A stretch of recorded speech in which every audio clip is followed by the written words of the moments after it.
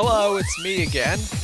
I'm ready to talk about episode 6 of the Percy Jackson TV show that just dropped, I think, 3 hours ago, I think?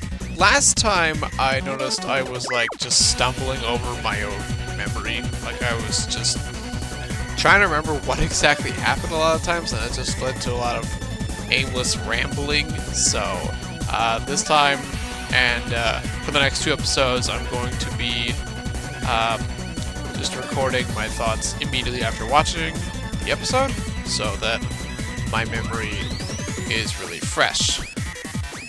So, let's start. The first thing I want to say is, the title of the episode is, We Take a Zebra to Vegas. That title is a goddamn lie. There's no zebras in this episode at all.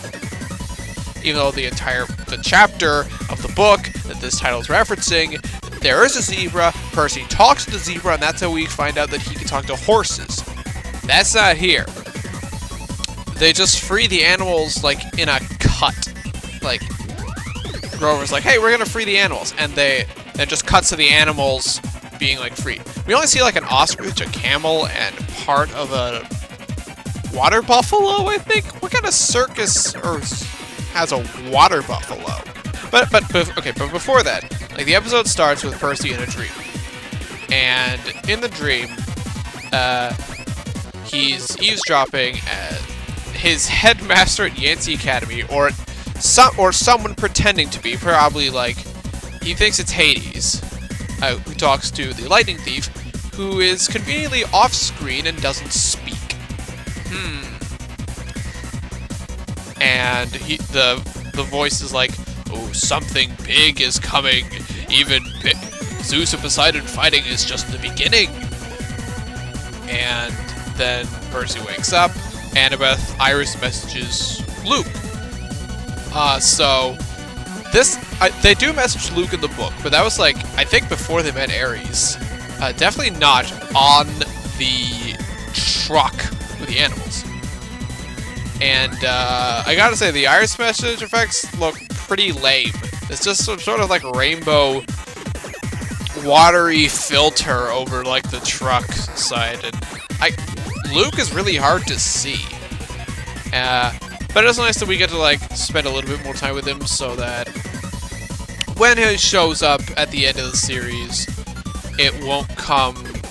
We will have at least more time spent with him, rather than just at the beginning where he's just an exposition guy.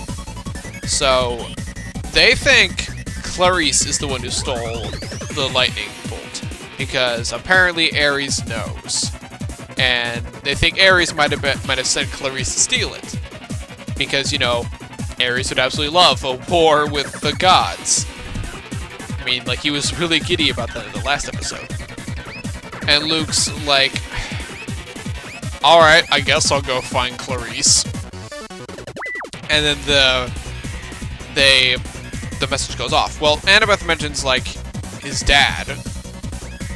And then they turn it off. But then, they have to find Hermes, and apparently Hermes is at the Lotus Casino. That's not in the book. Hermes isn't even in the Lightning Thief.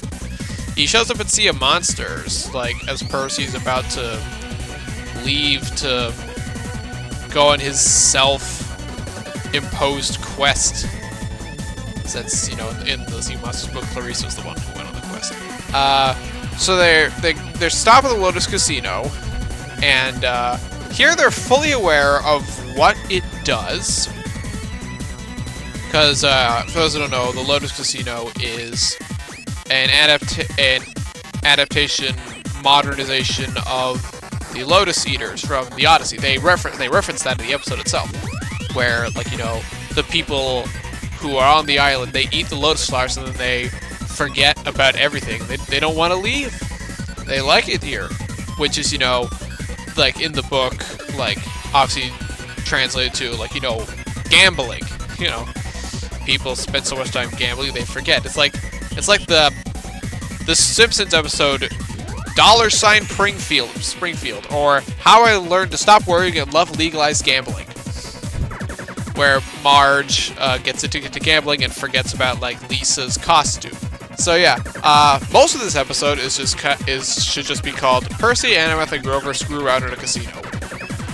Because that's mostly what happens. And it's sort of what happens, like, in that chapter of the book. And also the movie. Like, I think the movie actually adapted this pretty well. Like, you see Percy, Annabeth, and Grover do all this casino stuff, and they are having fun, and they are starting to forget. Like, here, it's really just Grover. Grover finds, like, another satyr named Augustus, and apparently, this Augustus knew Grover's uncle Ferdinand. Augustus says that, "I found Pan, come with me." And Grover's like, okay. And he gives him this bag of nacho chips. Yeah, definitely not lotus flowers at all. Meanwhile, Percy and Annabeth find Hermes, who is gambling. And remember, Hermes is played by Lin-Manuel Miranda. We saw a sneak peek of him at the end of episode 3. And I've been critical of him in the past. I don't really like his music, but I think he acts pretty well here. I didn't find him annoying. I think his like dramatic acting is actually pretty good. When like they go aside and they talk for a bit about Luke, and it was like, I saw you like last time, and here we don't know what last time is, but like this they're referring to years ago when Hermes met with like Luke and Annabeth and I think Talia at like Luke's mom's house, and they talk about how like Luke blames Hermes for what happened to his mom. They don't go into specifics, but anyone who's read book 5 knows what he's talking about. And that's another weird thing. This is a thing for book 5. I don't know if like Rick Riordan planned for this to be Luke's backstory all the way back in book 1. Like Luke talks about hating his dad, but like he doesn't really mention anything with his mom in the book.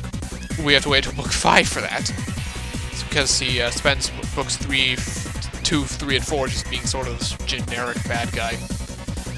And Hermes is like, I can't help you. There is a way to the underworld, but it always ends really badly. So he doesn't want to help them. They leave, but Annabeth had turned invisible and swiped his keys.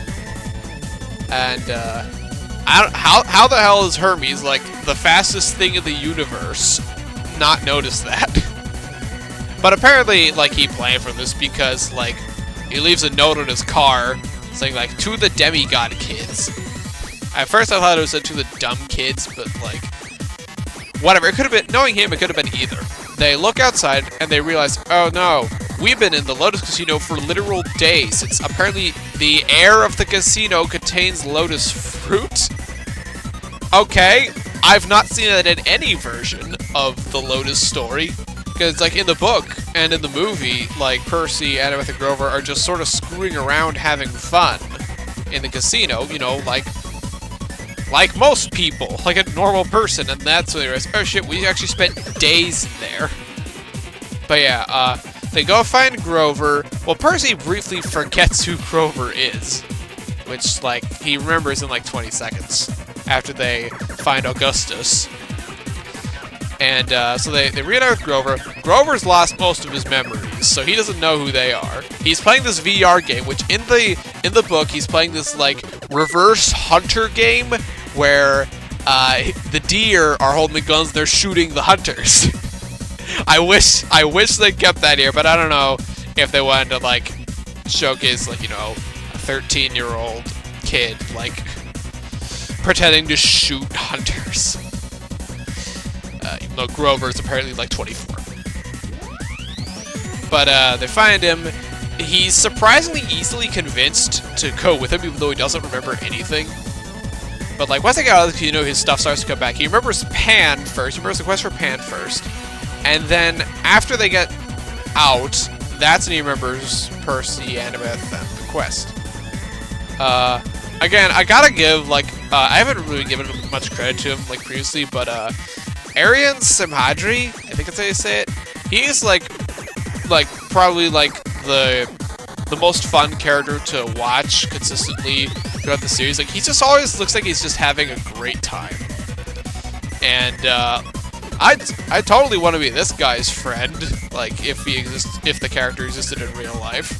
But yeah, Percy decides to drive Hermes' car, and he's like, listen, I killed the Minotaur on my first try. How hard could this be? Of course, the next shot is him immediately crashing into the front. Because, of course, a 12-year-old doesn't know how to drive. He sort of swerves around, like, obviously, like a 12-year-old driving.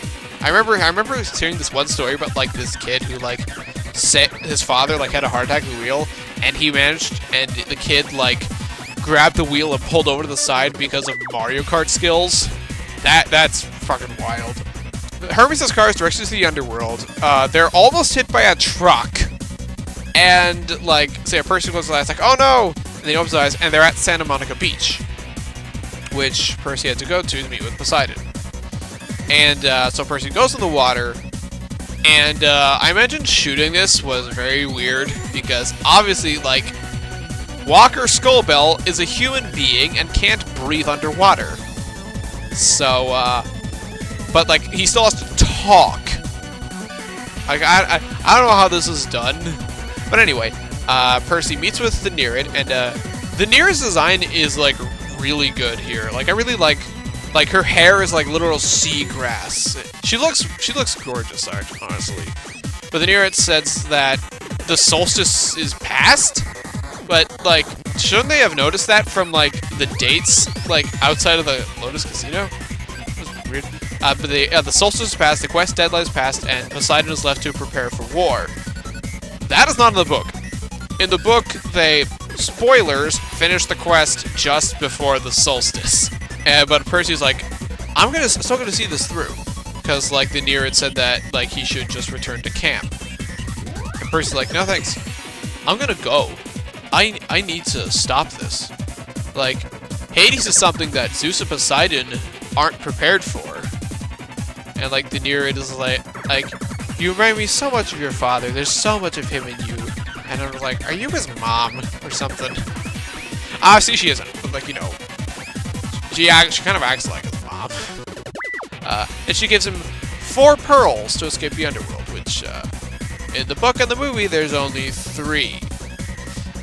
Because, you know, obviously Percy has to make the choice of whether or not to save his mom or to leave one of his friends in the underworld. Here they have 4. And, I don't know what they're gonna do with that. So is Sally, when they save Sally, is she just gonna go with them? I don't know. Yeah, that's the episode. It's honestly not much. Not much happens in it. Like, it's just, I guess, just sort of them just doing shit in the casino. And, you know, it's fine. I didn't like this episode as much as the last one, but, you know, whatever. The next one's gonna be when all the big plot stuff happens with Hades. The teaser showcase the underworld. Looks like a large desert. We see Grover wear the winged shoes being dragged towards Tartarus. We see Annabeth holding on to a cliffside. Cerberus attacks for like half a second. Yeah, that's sure to be fun. So I guess I'll see you guys next time for episode 7, in which they go to the underworld and they find out the truth, sort of, as the episode's title suggests, reads. I don't know, I can't talk. Yeah, that's all for me. Have a good one, everybody.